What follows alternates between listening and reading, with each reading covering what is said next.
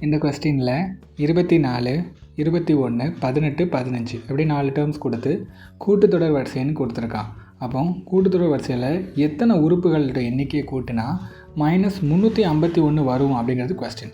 So இதை எஸ்ன்னு வச்சுக்கிறேன். இதுக்கான formula n/2 2a + n - 1d. இதில் n இருக்குது பாருங்கள், இதை தான் நம்ம கண்டுபிடிக்கணும். a வந்து என்ன நமக்கு தெரியும், a தான் முதல் உறுப்பு, அப்போ a வந்து 24.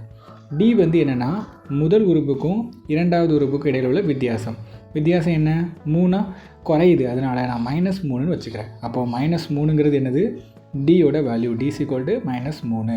ஓகே, இதில் ரெண்டுத்தையும் இதில் சப்ஸ்டியூட் பண்ணுவோம். Sn = n/2, 2க்கு பதிலாக என்ன போடுறேன், 24 போட்டுறேன், ப்ளஸ் n - 1, டிக்கு பதிலாக -3ன்னு போட்டுறேன். ஓகே, இப்போது நமக்கு எஸ்எனோட வேல்யூ என்ன, 351 அது கொடுத்துருக்கான். n தான் நம்ம கண்டுபிடிக்கணும். ஸோ n/2 ரெண்டு இதையும் பெருக்கும்போது 48ன்னு வருமா, ப்ளஸ் இந்த -3 உள்ளே கொண்டு வந்து பெருக்கிறேன். அப்போ -3n இன்ட்டு +3ன்னு வரும். ஓகே, இப்போது இந்த 48ஐயும் இந்த +3ஐயும் கூட்டினா 51, -3n வருமா. ஓகே, n/2 இந்த ரெண்டு டைம்லேருந்து 3 காமனாக வெளில எடுத்துருவோம். அப்போ 3 வெளில எடுத்துட்டா இது 51 17ஆக மாறிடும். 17 மைனஸ் இதில் 3 போயிடும், அப்போ n மட்டும் இருக்கும். அப்போது 3n/2 இதில் என்ன இருக்கும், 17 - n இருக்குமா. ஓகே, இந்த சைடு பாருங்கள், -351 3n, அது எல்லாத்தையும் அப்படியே எழுதிக்கிறேன்.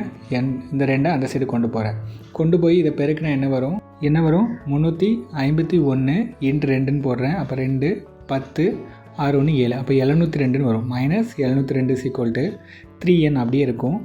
ப்ராக்கெட்குள்ளே 17 - n. ஓகே, இப்போ இந்த 3ஐயும் இந்த 702ஐயும் அடிப்போம். அடித்தா என்ன வரும், 2 3 4, அப்போ -234 = n ப்ராக்கெட்குள்ளே 17 - nன்னு வரும். ஓகே, இப்போ இந்த எண்ணை உள்ளே கொண்டு போயிருக்குங்க. 234 = 17n - n² வருமா. ஓகே, இந்த டேமை அப்படியே அந்த சைடு கொண்டு போனீங்கன்னா -n² + n² ஆயிரும். அதே மாதிரி +17n வந்து -17n ஆயிரும். அந்த சைடு இருக்கிறது அப்படியே இருக்கும். இப்போ என்ன பண்ண போகிறோன்னா, 2 வேல்யூவை பெருக்குனா உங்களுக்கு 234 வரணும். அதே மாதிரி அந்த 2 வேல்யூவை கழிச்சா உங்களுக்கு 17 வரணும். அப்போ 26 9 எடுத்துக்கிறேன்.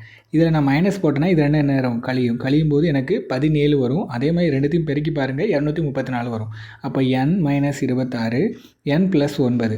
இப்போ இந்த எண்ணை இந்த சைடு வச்சுட்டு இந்த 26 அந்த சைடு கொண்டு போனால் எனக்கு என்னவா மாறும், +26 ஆகும். அதே மாதிரி இந்த எண்ணை இந்த சைடு வச்சுட்டு இந்த 9 அந்த சைடு கொண்டு போனால் -9ன்னு வரும். இதில் நெகட்டிவில் வேல்யூ வந்திருக்கு, அப்போ இது கிடையாது. அப்போ என்னோட வேல்யூ 26, இதுதான் கரெக்ட்.